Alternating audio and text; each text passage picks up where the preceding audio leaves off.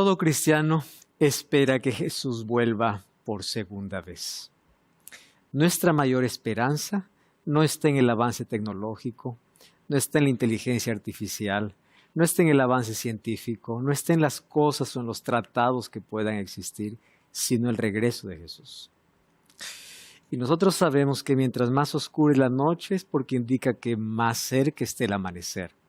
Lo mismo ocurre con la historia de este mundo. Estamos llegando a la parte final de nuestra historia. Hay tanta violencia, dolor, tragedia, oscuridad. Y parece que la tecnología y el adelanto científico, por más que trajo comodidad, no trajo soluciones para los mayores problemas humanos. Tenemos los mejores colchones, pero cada vez menos sueños. Mejores edificios, cada vez menos hogares. Tenemos más comodidad, pero poca felicidad. Tenemos todo para vivir más felices, pero cada vez tenemos una generación más triste y más frágil. Personas que buscan morir porque la vida se convierte en algo tan pesado.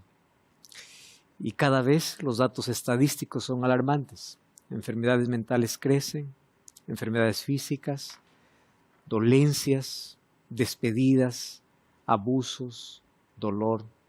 Mas todo esto indica que nuestra historia está llegando a su final. Y ese amanecer glorioso lo traerá Jesús. Soñamos con aquel día. Sin embargo, hay una división de opiniones o pensamientos en cuanto a cómo volverá Jesús. Algunos piensan que Jesús volverá 2 veces más. Primero robará a su pueblo y luego vendrá en gloria y majestad. Otros, en cambio, dicen que Jesús solamente viene por segunda vez. Y al final de cuentas, ¿quién tiene la razón? No se trata de qué argumentos hay, se trata de qué es lo que la Biblia dice. A la pregunta, ¿cómo vendrá Jesús? La respuesta está aquí, en la Biblia. Bienvenido, está comenzando Biblia Fácil. Qué bueno que nos estés acompañando en un capítulo más. Hoy abordaremos uno de los temas más fascinantes e importantes para todo creyente, porque nosotros creemos que vendrá Jesús para colocar punto final a esta historia de dolor y pecado. Te recuerdo que el mal no tendrá la última palabra. Aparentemente gana, pero ya está vencido. La muerte un día acabará. El cáncer que te está destruyendo un día terminará. Un día no habrá más despedidas. Un día nos encontraremos para vivir juntos con Jesús. ¿Cómo nos preparamos y cómo esperamos a Jesús? Bienvenido a este nuevo capítulo de Biblia Fácil. Bienvenidos amigos. Vamos a nuestro tema de hoy. Durante esta serie de respuestas siempre colocamos algunos textos que por allí son mal interpretados o cortados, sacando de su contexto. Y hoy vamos a responder una de las preguntas que considero más importante dentro del cristianismo. Nadie discute que Jesús vuelve dentro del cristianismo. No estamos hablando de manera general. Pero todo creyente cristiano espera a Jesús. El asunto es que él espera es de diferentes maneras. ¿Cómo realmente viene Jesús? Vamos a ver que la Biblia es lo que dice sobre ese tema. Antes vamos a orar. Oramos. Querido Dios, vamos a abrir tu palabra y para ello pedimos que tu Santo Espíritu, una vez más, nos lleve al conocimiento de tu verdad. Es tu palabra la verdad.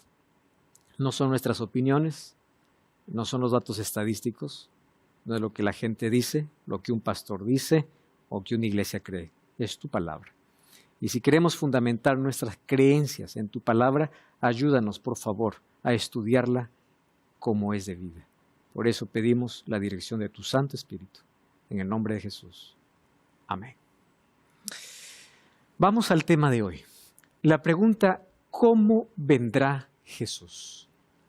Mateo capítulo 24, versículo 30, va a ser nuestro texto base y luego vamos a ver algunos textos en la Biblia que son allí mal usados para poder hablar de 2 venidas más de Jesús. ¿Correcto? Mateo 24, 30 dice así. Entonces aparecerá la señal del Hijo del Hombre en el cielo. Obviamente la expresión Hijo del Hombre es referencia a Jesús. Entonces lamentarán todas las tribus de la tierra y verán al Hijo del Hombre viniendo sobre las nubes del cielo con poder y gran gloria. Quien dice eso es Jesús. O sea, ¿quién mejor para explicarnos cómo va a venir? No es otro, sino el mismo Jesús. En Juan 14 dice, yo me voy y volveré. Pero en Juan 24, cuando habla acerca de las señales que se anticipan a su venida o que nos dicen cuán cerca está su venida, termina diciendo, la venida del Hijo del Hombre será así. Vamos a algunos detalles del texto. Número 1. Dice que el Hijo del Hombre vendrá sobre las nubes con poder y gloria. Sobre las nubes. Muy bien. Vamos a analizar ahora algunos versículos que por allí algunas personas intentan colocar la venida de Jesús en dos momentos. Cuando Jesús dice, Él vendrá otra vez, no dos veces más. ¿Correcto?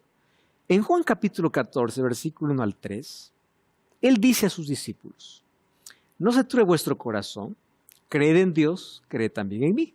En la casa de mi Padre hay muchas moradas. Si me fuere a preparar lugar, dice así, vendré otra vez. Esa otra vez no significa dos veces más. Ahora subo y volveré una vez. ¿Correcto? No dos veces. ¿De dónde surge la idea de que Jesús vendrá dos veces? ¿Por qué estoy diciendo eso? Porque la idea popular es que Jesús primero vendrá en secreto y luego vendrá en público. ¿De dónde nace la idea de que viene en secreto? ¿De dónde nace la idea del rapto secreto? ¿De dónde nace la idea de que Jesús roba? ¿De dónde? Si la Biblia dice que Él vendrá otra vez, no dos veces más. Vamos a analizar eso.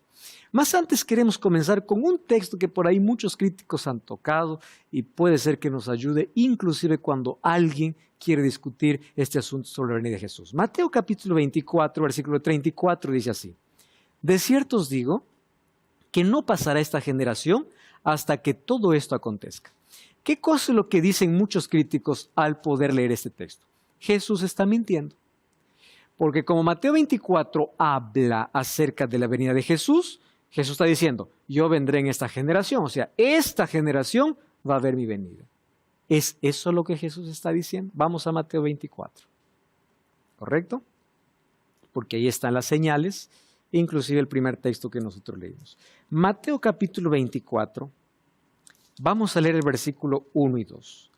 Cuando Jesús salió del templo, se acercaron sus discípulos para mostrarle los edificios del templo. Respondiendo él les dijo, ¿ustedes ven todo esto? De cierto os digo que no quedará aquí piedra sobre piedra que no sea derribada. Entonces vienen los discípulos, se le acercaron aparte y le dicen, Señor, ¿cuándo serán estas cosas? ¿Cuándo? ¿Qué está sucediendo en ese texto? Vamos a ver lo siguiente. Mateo 24, Jesús presenta señales de dos eventos. Primera señal, destrucción de Jerusalén.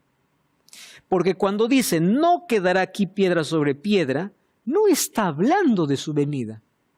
Está hablando de un juicio que vendría primero ¿sobre qué? Sobre Jerusalén.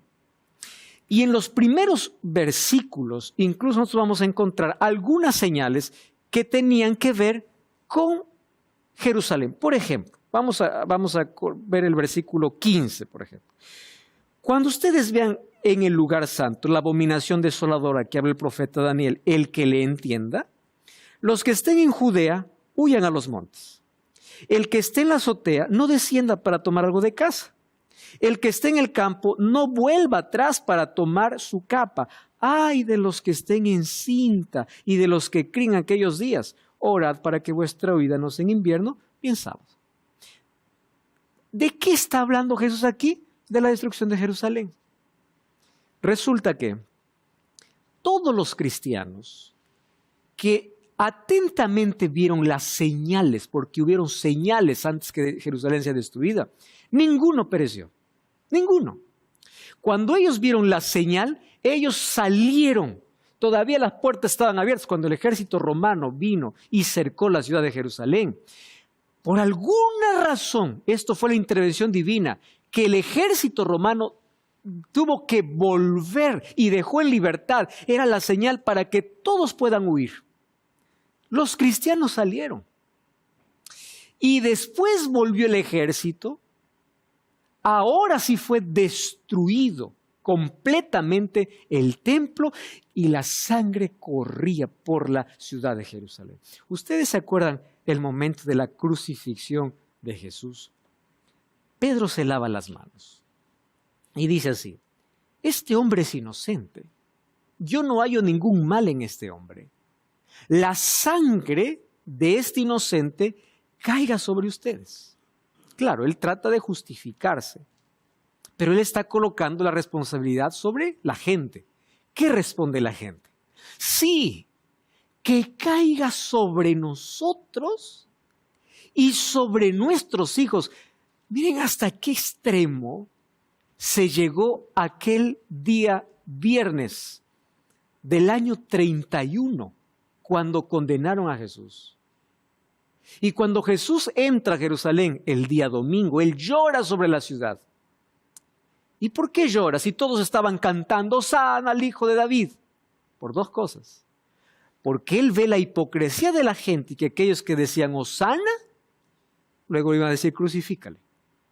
Y número dos, porque la ciudad que tanto quiso salvar, finalmente será destruida.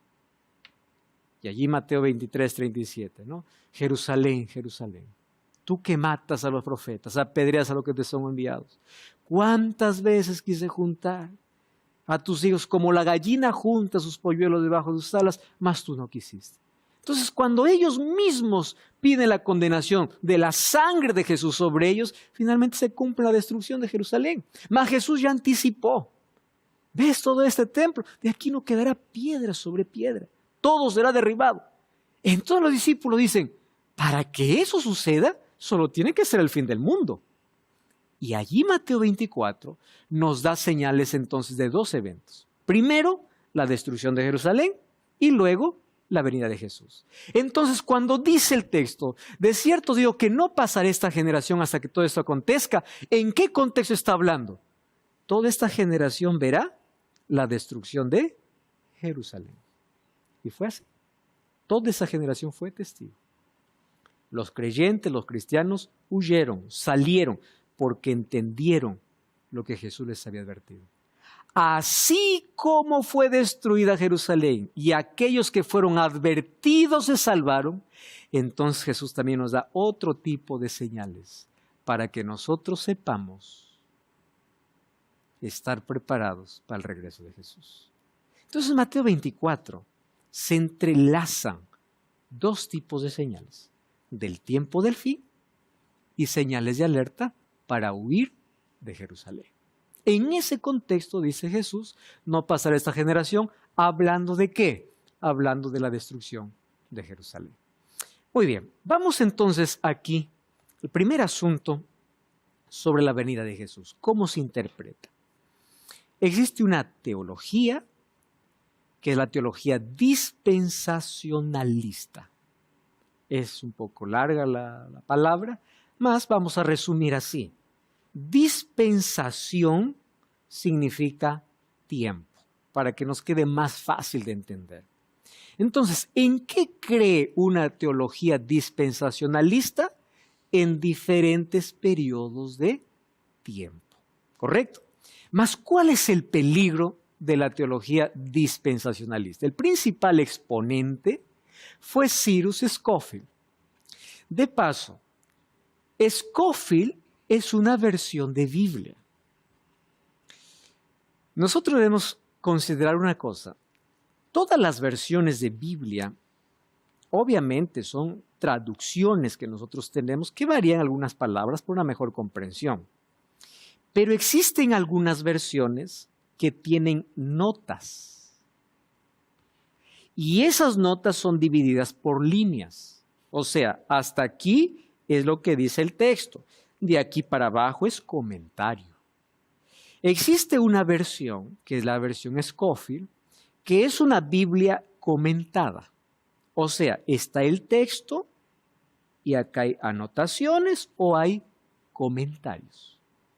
¿Qué sucede? Cyrus Scofield, él, en esa versión de Biblia, coloca encabezados, notas y resúmenes, un error sutil que con el tiempo fue tomando cada vez más fuerza, porque él divide a la historia del mundo en 7 periodos, llamado 7 dispensaciones. Por eso es dispensacionalismo. Dispensación es un periodo de tiempo. Y según como él coloca en su argumento para explicar ese asunto, es que la humanidad está dividida en 7 periodos, pero en cada periodo Dios tiene un trato con el hombre de una manera diferente. Y ahí a nosotros encontramos un serio problema, ¿verdad? En otras palabras, voy a ser más simple al decir aquí. Con uno Dios trató de una manera y a otros Dios trató de otra manera. A algunos Dios salvó de una manera y a otros Dios salvó de otra manera. Cuando vamos a Apocalipsis 14 dice que el evangelio es eterno. Dios no tiene 2, 3, 4, 5 planes de salvación. Dios tiene un solo plan. Y ya hemos visto aquí que tanto la gracia, la fe y la obediencia siempre estuvieron juntas, siempre estuvieron en armonía. Eso ya lo hemos visto con varios textos bíblicos. Ahora, ¿cuál es el problema? Es que dice que la humanidad está dividida en 7 periodos. Periodo de inocencia, conciencia, gobierno humano, promesa y ley. Cuando llega aquí a la ley hay una división. ¿Por qué? Porque toda esta gente que vivió hasta el periodo de la ley fueron salvos solo por la ley. Aquí no hubo gracia, solo ley. Pero cuando Jesús vino, la ley ya no existe más. Y a partir de aquí para adelante, como la ley ya no sirve más, solamente gobierna la gracia. Entonces, estos 4 periodos o 5 periodos diferentes, el ser humano se salva por lo que hace. Ese es el concepto que se tiene. Por eso es que una persona que tiene el pensamiento dispensacionalista va a decir, la ley no existe. Claro, ¿de dónde sale toda esa idea? De las dispensaciones. Aquí la ley murió y a partir de aquí no más hay ley, solamente hay gracia, porque la ley dejó de existir. Entonces, como ya no hay ley, finalmente, presten atención aquí, Dios tiene 2 pueblos diferentes en la tierra. ¿De dónde salió eso? ¿Saben cuál es el pensamiento? El pensamiento es así. Y a mí cada vez me sorprende más. Yo no suelo leer nunca comentarios de los programas que yo tengo allí en las redes sociales. Una vez mientras pasaba me llamó la atención cuando hablaba acerca de la segunda venida de Jesús. Y ahí un comentario decía, me llamó la atención, no suelo responder porque es una pérdida de tiempo discutir asuntos por redes sociales y el que quiere escribir, que escriba. Decía, usted está hablando de la venida de Jesús por su novia, pero no por su esposa.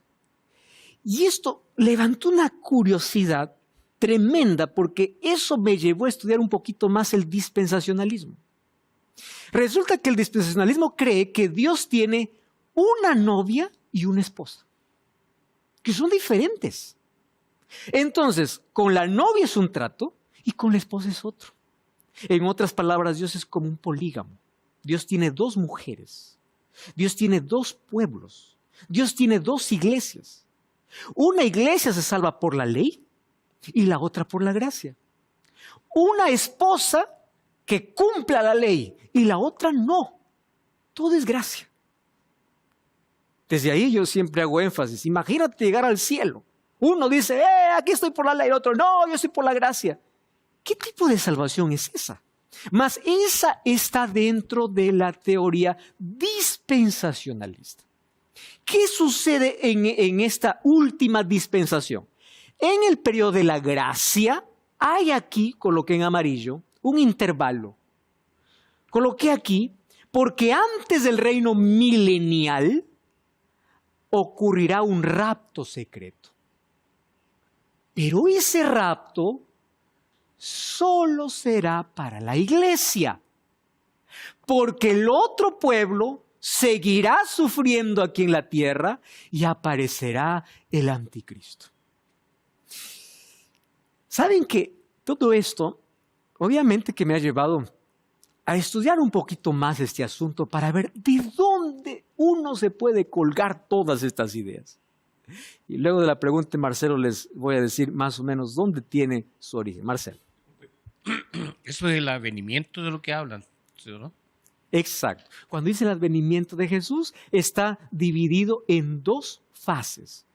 En secreto, para robar a su pueblo, y luego en gloria y majestad. Pero ¿de dónde viene la idea? Es que Dios tiene dos pueblos. A uno lo roba, al otro lo deja. Lo va a salvar al otro, pero lo deja sufrir. Esa es la idea del dispensacionalismo. Por eso cuando alguien me dice, la ley no existe, yo ya sé, esta es idea dispensacionalista.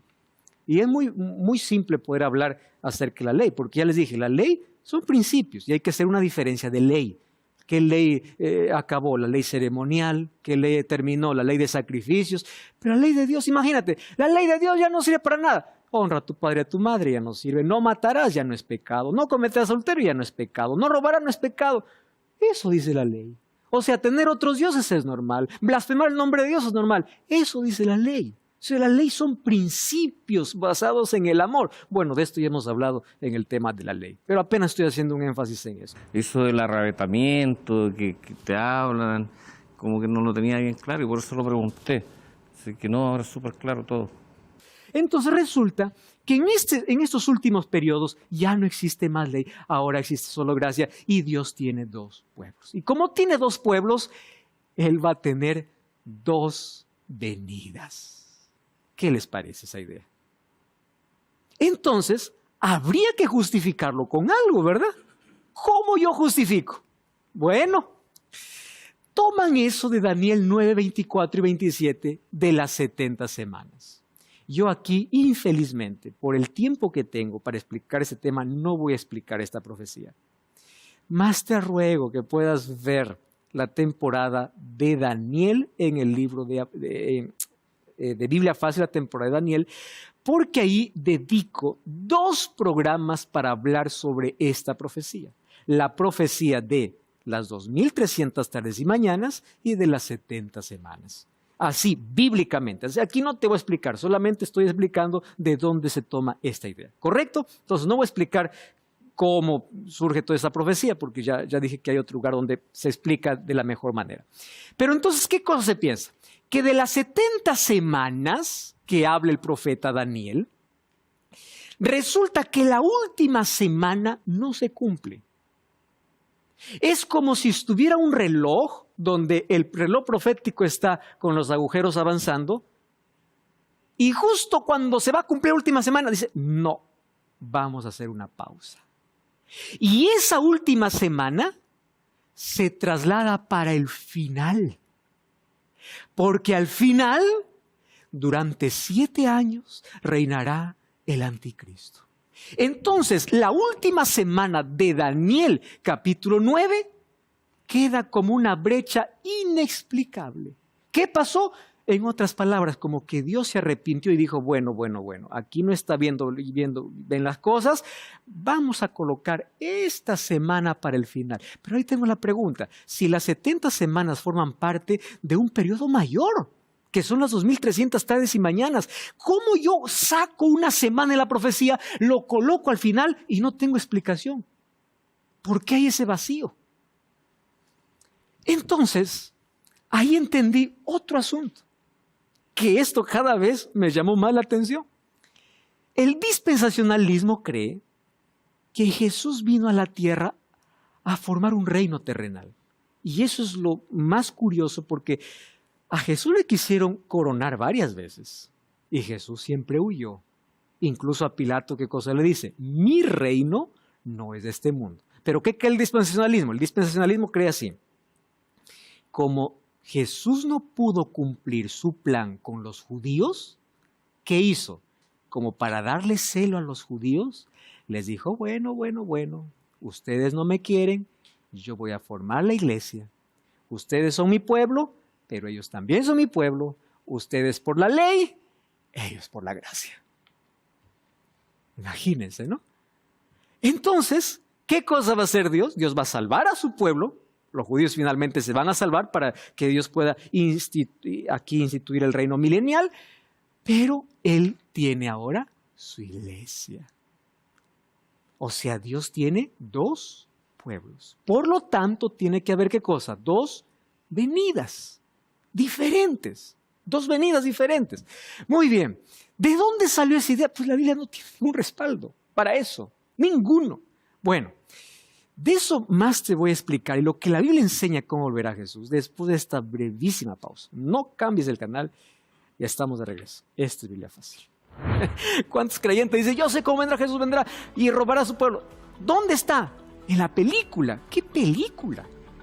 En tal libro. No, dime la Biblia.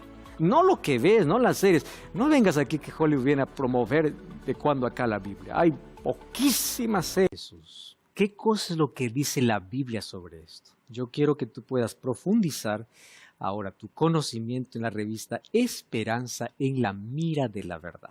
Puedes solicitarlo a nuestro WhatsApp más 5512 98 100 14 60. Te recuerdo que es totalmente gratis, solicítalo ahora mismo, te enviaremos un enlace solamente para que coloques algunos datos para hacerte el envío de esta revista. Tus datos son extremadamente protegidos, puedes confiar en eso. Entonces, puedes solicitar ahora mismo la revista Esperanza en la mira de la verdad. Continuamos con nuestro estudio.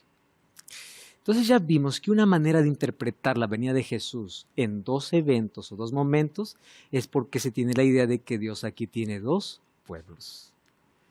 Entonces Dios tuvo que parar el reloj profético y les dijo, con ustedes los dejo para el final y yo me voy con la iglesia. Y a partir de allí surgen tantas cosas extrañas. Por ejemplo, como la última semana de las 70 no se pudo cumplir, se coloca para el tiempo del fin.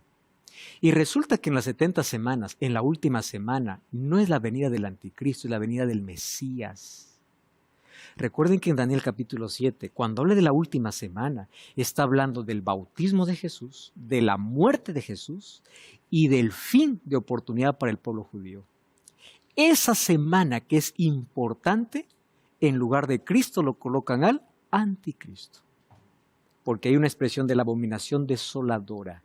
Pero esa abominación desoladora no se refería a lo que Cristo iba a hacer, sino a lo que el imperio desde ese momento iba a hacer, obviamente, con las cosas sagradas. Bueno, ese tema yo lo explico en Biblia Fácil, Daniel. No voy a meterme allí en asuntos porque me va a quitar más tiempo. Ahora, ¿qué cosa sucede? Ahora se dice que se abre un paréntesis desde el Pentecostés y todas las cosas que fueron escritas en el Nuevo Testamento para la iglesia terminan en Apocalipsis 3. Porque en Apocalipsis 3, Dios le dice a Juan, sube. Y se entiende de que como le dijo a Juan, sube, no es Juan, es la iglesia que sube. Entonces Apocalipsis 4, 5, eso déjalo para los otros. Eso no tiene nada que ver con nosotros. Por eso que el libro de Apocalipsis es el libro menos leído. ¿Por qué razón? Porque aparentemente no tiene nada que ver con nuestra historia. Cuando en Apocalipsis está el regreso de Jesús, acontecimientos, 7 trompetas, 7 plagas. Bueno, según el dispensacionalismo, no es para ellos. ¿Por qué? Porque durante todo ese periodo el pueblo habrá sido robado. ¿Y dónde estará? En el cielo. Cuando la Biblia dice, cuando Jesús venga en gloria y majestad, no dice que vendrá con los que robó, dice que vendrá con sus ángeles. No dice que vendrá con su iglesia. ¿Correcto? Bueno, Ya les expliqué, el reloj aparentemente es detenido, comienza un reino espiritual, comienza la dispensación de la iglesia, el tiempo de los gentiles es un paréntesis, Dios suspende su plan para Israel, va a los gentiles, Dios tiene dos pueblos separados, Dios tiene dos planes diferentes, Israel después de su restauración habitará en esta tierra y la iglesia en el cielo. Pero esta idea de las dispensaciones que colocó Cyrus Scofield en su versión, no fue creada por él. A la verdad tiene una raíz un poco antes.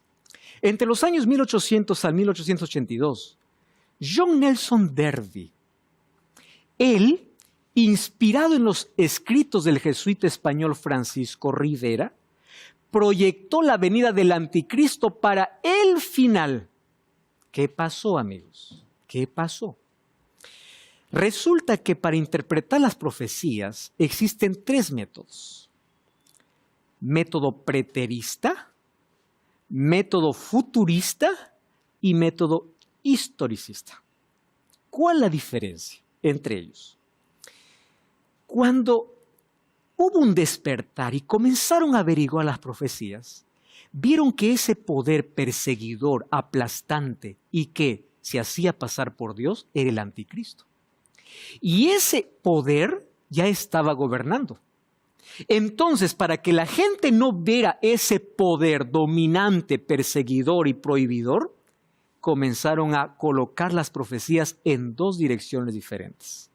Primera, preterista. No te preocupes, todo es ese poder, esa cosa, todo fue en el pasado. Eso se cumplió con Antíoco Epífanes IV. Eso fue allá en el pasado. Así, cuando la Biblia habla de, no, eso no te preocupes, eso no es de nuestro tiempo. Solamente para que el anticristo que está en movimiento no se pueda develar. Otra teoría es, no te preocupes, lo que tú estás pensando no es el anticristo, porque esa profecía es todo para el futuro, es la interpretación futurista. El anticristo no está ahora, está en el futuro, o está en el pasado, o está en el futuro, en el presente no. ¿Cuál es la interpretación correcta de la profecía? Historicista. La Biblia y la historia se complementan con exactitud y Dios, la historia revela su profecía.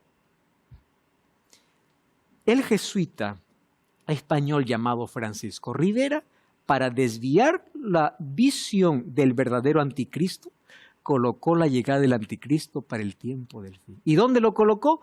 En los 7 años. ¿Recuerdan la semana que faltaba de las 70 semanas? Allí vendrá el anticristo. Ustedes saben que ningún reformador cree en el arrebatamiento secreto. Ningún reformador. Al comienzo del siglo XX esto se popularizó y ahora resulta que hasta Hollywood se presta para promulgar esta enseñanza. ¿Cuántos creyentes dicen, yo sé cómo vendrá Jesús, vendrá y robará a su pueblo? ¿Dónde está? En la película. ¿Qué película? En tal libro. No, dime la Biblia. No lo que ves, no las series. No vengas aquí que Hollywood viene a promover de cuando acá la Biblia. Hay poquísimas series por allí que pueden tener algún sustento bíblico, pero todo lo demás, puro entretenimiento y mentira. Todo lo demás. Ahora, fíjense aquí. Vino Tim LaHaye con su libro Dejados para atrás y hasta se hizo película. Yo ya pudo ver tantas cosas, ¿no? Cuidado, este carro en algún momento puede quedar sin dirección porque en el rapto yo me desaparezco. Y tantas cosas así. ¿De dónde? ¿Cómo quieren sustentar el rapto secreto? ¿Cómo? Muy bien, vamos a ver entonces algunos textos. Primer texto, Mateo 24, 40 y 41. Estarán 2 en el campo, uno será tomado, el otro será dejado. 2 mujeres moliendo en un molino, la una será tomada y la otra será dejada. Ya ven, ahí está. Entonces 2 están juntos, una es tomada. Una es raptada. Vamos a ver si es eso. Vamos a Mateo 24. ¿Está bien? Quiero que abran sus Biblias. Yo les dije que una de las peores maneras de leer la Biblia es aislar un texto de su contexto. ¿Está bien? Mateo capítulo 24. Solo que vamos a leer hoy un poquito antes, desde el versículo 36, para poder entender en qué momento Jesús lo dice. Mateo 24, 36. El día y la hora nadie lo sabe, ni aun los ángeles de los cielos, sino solo ¿quién? Mi Padre. Mas, como en los días de Noé, así será la venida del Hijo del Hombre. Jesús está colocando, ¿qué cosa? Una ilustración, un ejemplo. Porque como en los días antes del diluvio, estaban comiendo, bebiendo, casándose, dándose en casamiento, hasta el día en que Noé entró en el arca y no entendieron, o sea, no se prepararon, estaban tan distraídos, no entendieron, hasta que vino el diluvio y se los llevó a todos. Así será la venida del Hijo del Hombre. Entonces, ahora les hago la pregunta. Cuando yo digo entonces, significa que dije algo antes, porque entonces viene a ser la continuación o hasta la conclusión. Yo no le voy a venir hoy día a decir, ¿cómo están? Entonces, ¿entonces qué? Tienes que decirme algo antes, porque el entonces es una conclusión. ¿Qué está hablando Jesús? Mi venida será como los días de Noé. ¿Está bien? Cuando vino Noé, algunos estaban dentro del arca, vino el diluvio, Noé y su familia estaban dentro del arca, y todos los demás estaban fuera. El diluvio vino y ellos no se dieron cuenta, vino de manera repentina. Tanto así que cuando quisieron entrar al arca, la puerta ya estaba cerrada. Entonces, ahora tiene sentido. ¿Qué cosa está queriendo decir Jesús aquí? Entonces, ahí vamos al versículo 41. 2 estarán en el campo, una será tomada, el otro será dejada. 2 mujeres moliendo un molino, una será tomada y la otra será dejada. Versículo 42, velad pues porque no sabéis la hora en que Jesús va a venir. ¿Cuál es el énfasis que Jesús está diciendo? Tienes que estar preparado. Porque así como cuando vino el diluvio, uno fue salvo, el otro perdido, es entonces la conclusión, tú tienes que vigilar. No está diciendo Jesús que va a robar, porque si yo tomo de manera literal ese texto, sería así. De 2, uno se salva. En otras palabras, el 50% de la población está salva y el 50% está perdida. De eso no depende la salvación. Otro asunto importante. Volvamos a leer el texto. Dice el versículo 39. No entendieron hasta que vino el diluvio y se los llevó a todos. ¿Quiénes fueron llevados? ¿Quiénes fueron llevados? No fueron llevados Noé y su familia. Los que fueron llevados fueron aquellos que no entraron al arca. ¿Quién los llevó? El diluvio.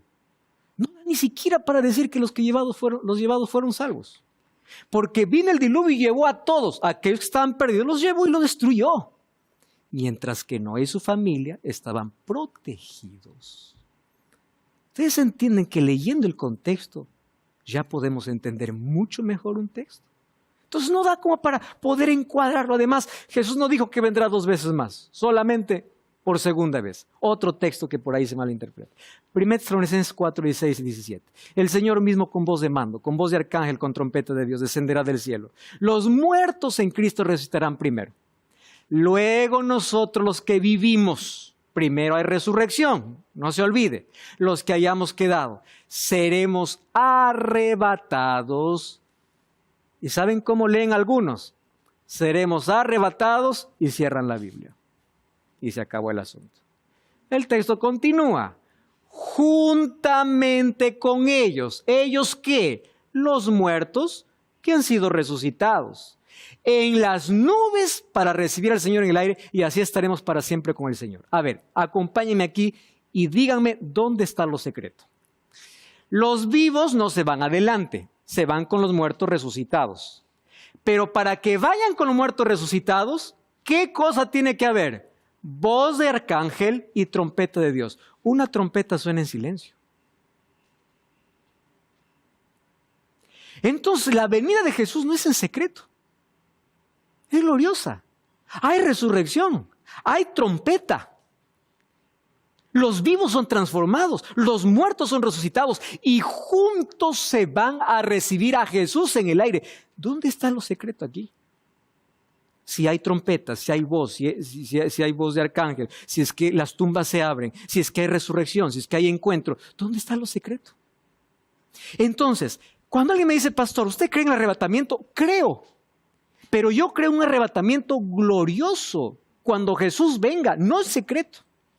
porque será en gloria y majestad, como dijo Jesús en Mateo 24:30, el primer texto que leímos. Entonces, el arrebatamiento y la aparición no son eventos separados, es el mismo momento. Seremos arrebatados cuando Jesús vuelva por segunda vez.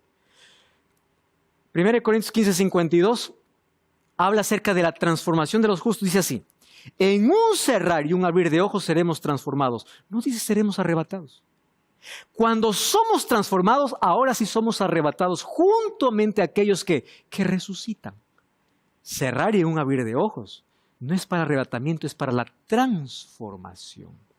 Recuerdan que ya vimos aquí en este programa que en la salvación existen 3 momentos: pasado, presente y futuro, justificado, santificado y glorificado. La glorificación llega el momento que somos transformados completamente y no queda más rastro de pecado en nuestra naturaleza. Esa transformación ocurrirá cuando Jesús regrese. En un cerrar y abrir de ojos somos transformados y los muertos ya resucitan glorificados. Ahora sí, juntos estamos listos para recibir a Jesús en el aire cuando venga por segunda vez, no en un arrebatamiento secreto. ¿Cuál es el otro texto? Miren lo que dice la Biblia sobre el regreso de Jesús. Aquí apenas elegí 5, pero Jesús es tan claro al decir cómo viene. Vamos a Hechos 1:11. Jesús se va al cielo. Mucha gente está viendo su ida. Jesús no va en secreto, Jesús va a la vista de la gente. Entonces, cuando Jesús desaparece en las nubes, el versículo 11 dice así: varones galileos, ¿por qué estáis mirando al cielo? 2 ángeles aparecen. Este mismo Jesús que ha sido tomado de vosotros al cielo, así vendrá como lo habéis visto ir. Les hago la pregunta: ¿Jesús se fue de manera espiritual o humana o literal? Literal, no fue espiritual, porque hay una religión que dice: no, Jesús ya está aquí nosotros desde 1914 de manera espiritual. No, así como se ha ido, volverá. Otra pregunta: ¿Jesús fue en secreto o en público? Fue en público. Aparecieron 2 ángeles, varones galileos. Este mismo Jesús, así literal, así visible como lo habéis visto ir, así volverá. No es que, disculpen, estén atentos que les va a robar o vendré en secreto. No, así volverá. Segundo, Mateo 25:31. Cuando el Hijo del Hombre venga, ¿en qué? En gloria. Y todos los santos ángeles con él, se sentará en su trono de gloria. No dice Jesús, esto está diciendo Jesús. Jesús no dice que vendrá con su iglesia que fue robada. Jesús dice que vendrá con todos los ángeles y vendrá en gloria. No vendrá en secreto. Mateo 24:27. Como el relámpago sale del oriente y se muestra hacia el occidente, así será la venida del Hijo del Hombre. ¿Cómo sabes que hubo relámpago? Porque lo viste. Es visible. Ahora, cuando dice que sale del oriente y del occidente, quiere decir que todos lo ven. Porque aunque aparezca en un lado, todo ojo lo verá. Por eso Apocalipsis 1:7 dice: he aquí viene con las nubes y todo ojo lo verá, y los que le traspasaron y todos los linajes de la tierra harán lamentación por él. Sí, amén. Qué linda expresión. Mateo 24:30 y 31. Entonces aparecerá la señal del Hijo del Hombre en el cielo. Entonces lamentarán todas las tribus de la tierra y verán al Hijo del Hombre viniendo sobre las nubes del cielo. Verán, visible, sobre las nubes del cielo, con gran poder y gloria. Enviará a sus ángeles con gran, otra vez, miren cuán gloriosa es la venida de Jesús. Ángeles, voz de trompeta, juntarán a sus escogidos de los 4 vientos, no es que solamente robará un pueblo, desde un extremo del cielo hasta el otro. La venida de Jesús es audible, es visible, es gloriosa, es literal. Son las características de la venida de Jesús. Hay otro texto que por allí comienzan a buscar para decir que Dios robará a su pueblo, y es que Apocalipsis 3:10 dice así: por cuanto has guardado la palabra de mi paciencia, yo también te guardaré de la hora de la prueba que ha de venir sobre el mundo entero para probar los que moran en la tierra. ¿Cuál es el problema? Ese texto dice así: como al final va a venir un anticristo y va a haber una gran tribulación, entonces el pueblo de Dios no va a sufrir esa tribulación. ¿Saben por qué? Porque Dios los ha robado antes. Solamente sufrirán el otro pueblo. El otro pueblo sufrirá. Déjenme decirles aquí algunos detalles importantes sobre ese texto. La palabra librar de la tribulación no es sacarte, es protegerte en la tribulación. Cuando Dios quiso librar del diluvio a Noé, ¿lo llevó al cielo o lo dejó en la tierra? Lo dejó en la tierra, pero lo protegió en medio de la tribulación. Cuando caigan las 7 plagas en el tiempo del fin, dice que caerán sobre aquellos que no tienen el sello de Dios. O sea, el pueblo de Dios estará protegido. La palabra librar es proteger. En medio. No es que te voy a robar. No. Proteger. Ahora, la Biblia dice que en el cielo estarán aquellos que pasaron por la gran tribulación. O sea, ¿va a haber tribulación? Claro que sí. Y el anticristo que colocan al final, no está al final. Al final perseguirá de nuevo, pero el anticristo ya actúa desde el año 538. Vamos a la Biblia. Miren lo que dice el libro de Apocalipsis. Apocalipsis capítulo 7, versículo 14.